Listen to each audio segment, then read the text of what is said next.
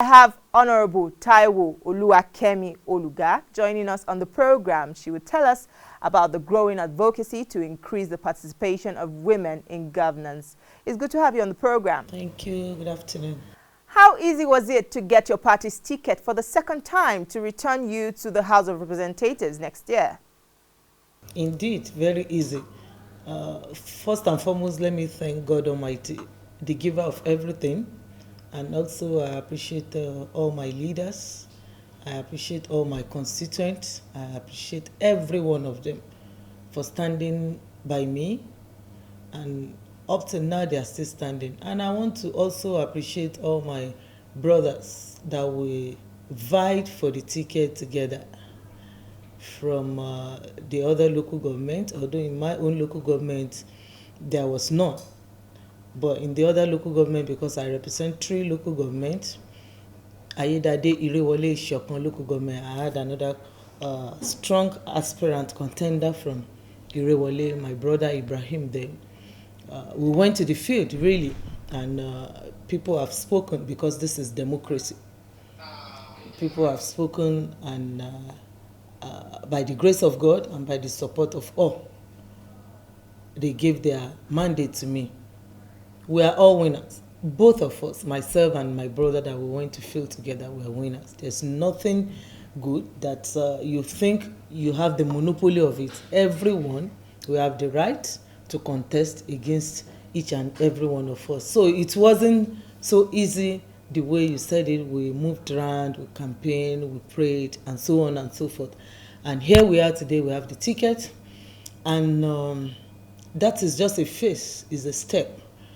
We have other steps to be taken to return back to the 10th Assembly, and that we have actually started, myself, even with the aspirant, the other aspirant, with his followers too, and with everybody in the community.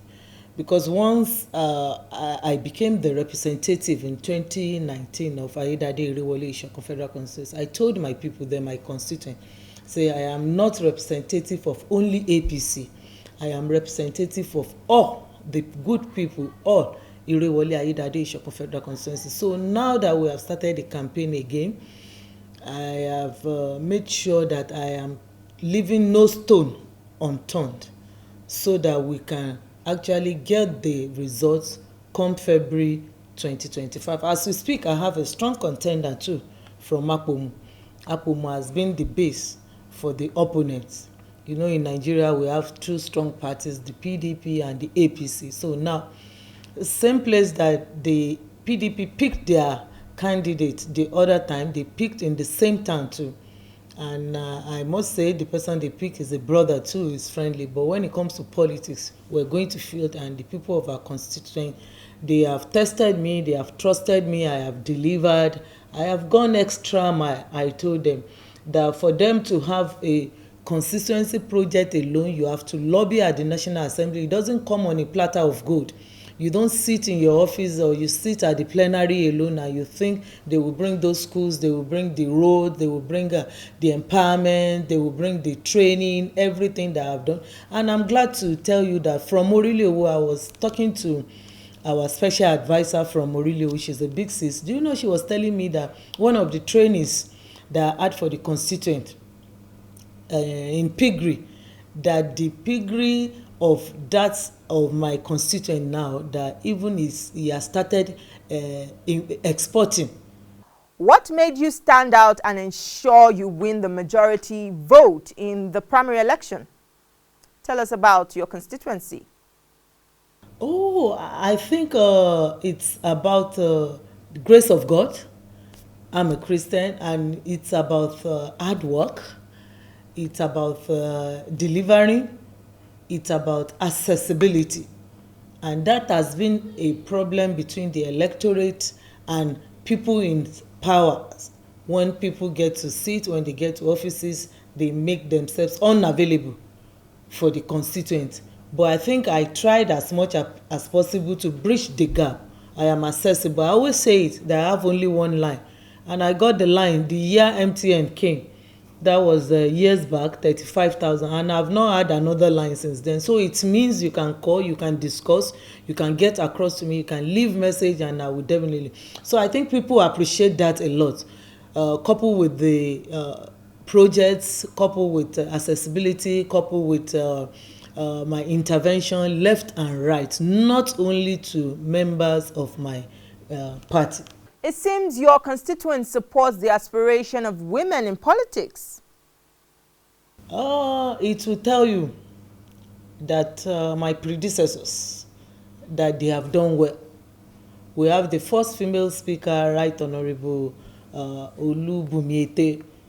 She was at the House of National Assembly for 12 years, 3 terms.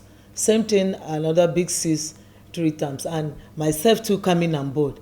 It means they have done well. So when it was time to present the predecessor of Right Honourable Olubumiete, it wasn't difficult. You know, at times when a particular sex rule, they will say we don't want this again. It means Right Honourable Speaker, she did well. So it was easy for Honourable Ayomide to come on board.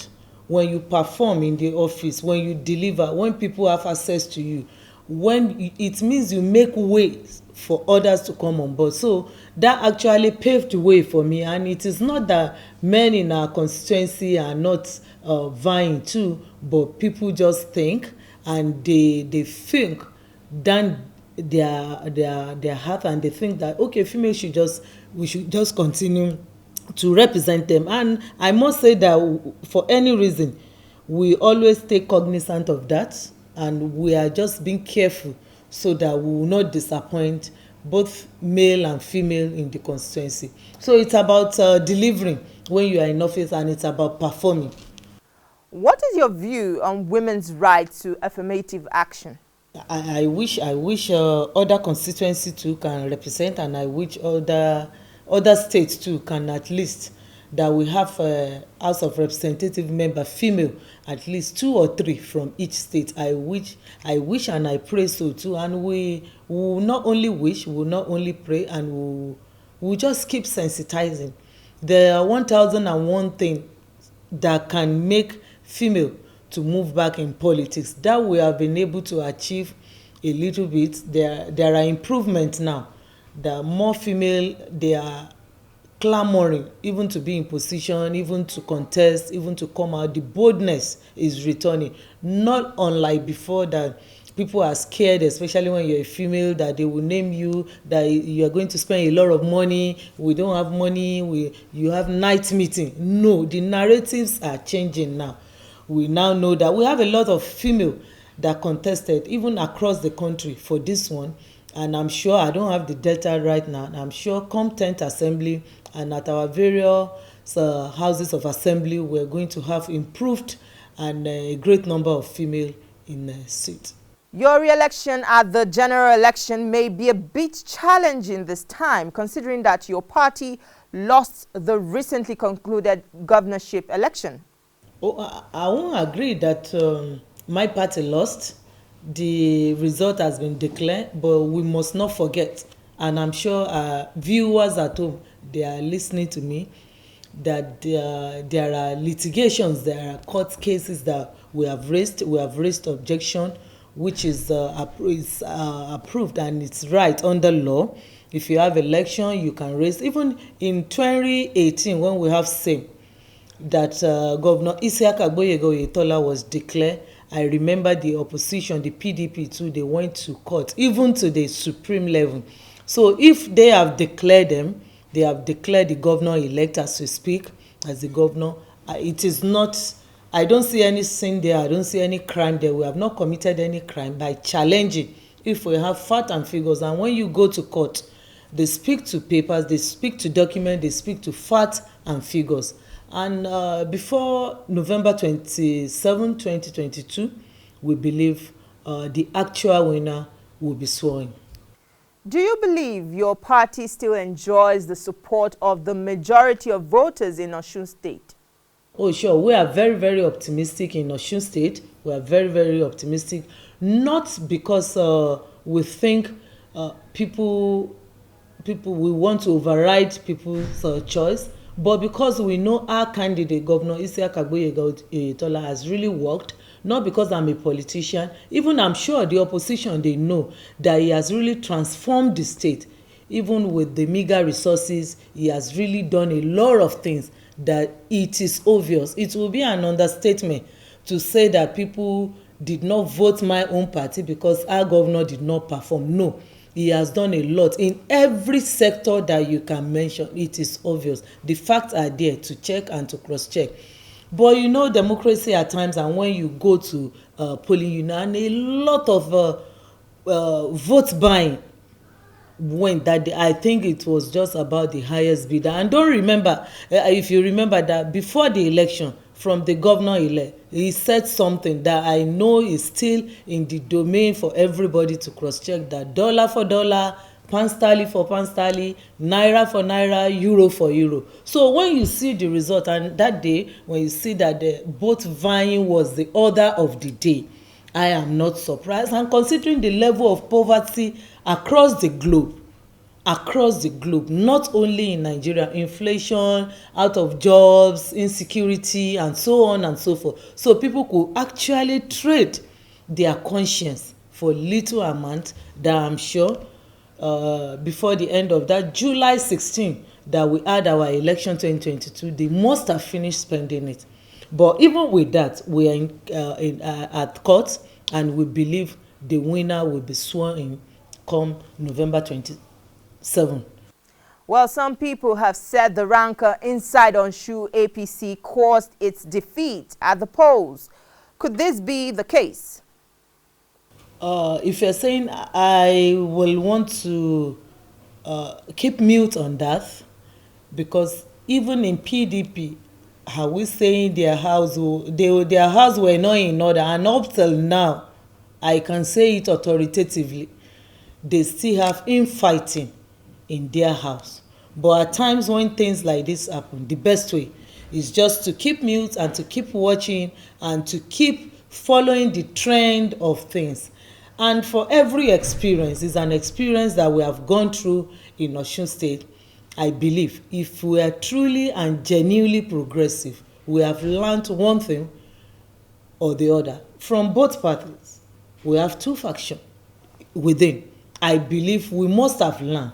It wouldn't be the wish of a progressive, whether you are in faction A or you are in faction B, to have lost the seat, because it was really tug of war to have gotten that mandate years back. So for any reason, you don't throw the baby with the bathwater, you don't throw it away. But now it has happened. That's why I'm saying that party A and party B, we must have learnt our lesson, although in a very hard way. Even the achievement of the current administration in the state and the influence could not get enough votes to win the election. Why was it so difficult? No, Bruno, I won't agree with it. I just told you now, I just said it, and I will repeat it again, that we should not forget. It's because of the kind of system we have in Nigeria that there's freedom of expression. Yeah, I agree. But there's some things you don't say in the public. There's some things that when you say in advanced country, you are to be interrogated, you are to be investigated, you are to be monitored. But because the whole system in the country needs to be restructured, is not functioning. If he was a candidate then, governor-elect, Governor Demola Adeleke was a candidate then, and he said it publicly, naira for naira. So it was not a blow on our party. They have said it, and he said it in one of the interviews too, that he was given a huge sum of money, huge amount, by my brother to fight against the sitting governor. And I said it. So it wasn't a blow on our party. It was just the level of poverty, the level of insecurity, the level of out of job, out of school, everything together. It will go a long way for anybody in Nigeria, and afraid Nigeria as we speak, to see 20,000 that you just have to do this when you will have a lot of crimes, that even to get a head of human being in Nigeria now, with less than 10,000 you will get it, according to those that they have picked and they have confessed. The records are there to check. So for anybody to see 10,000-20,000 on election day to buy their conscience, so many things. So it wasn't a blow on our side. It is because the system needs to be overhauled. Honestly, we just need to rearrange some things, and some things need to come back in place that will make a citizen of any place to see 20,000 not to go or do something against your conscience. So I want to believe that even with that it was not that Mr. Governor Isiaka Agboyega Oyetola did not perform. That was the reason. They wouldn't say that. The civil servant won't say that. Citizen of Osun will not say that he did not perform. That was why we were giving blow. No. Even when it was tough in 2014 to 2018, that the state could not afford even to pay the full salary of civil servant, we still went to the poll and we won. There were so many things that the foundation were laid then. It was laid. And coming on board of Governor Isiaka Agboyega Oyetola, he built on it. And along the line, there's no way you might step on some people's toes. Maybe that coupled with the other issues led to this. But I wouldn't want to speak much on it. So has the Osun APC learned from its mistakes? In Osun State, I believe I just said it, that from faction A and faction B, if you have worked hard for something, even if you are aggrieved, I'm sure we must have learned. There are leaders in both factions, and I just said a proverb that when you are angry, you don't throw the baby and the bathwater away. But eventually, if we have done that, I'm sure we know what it takes to get a new baby. Conception. After conception, you stay for a period of 9 months. Get the baby, get the water, the stress, get the labor room, another stress, get the baby alive, then get water to bathe for the water. Eventually, long story, long steps, it's a long process. It's going to take I'm sure both parties must have learned to manage such in case of another time.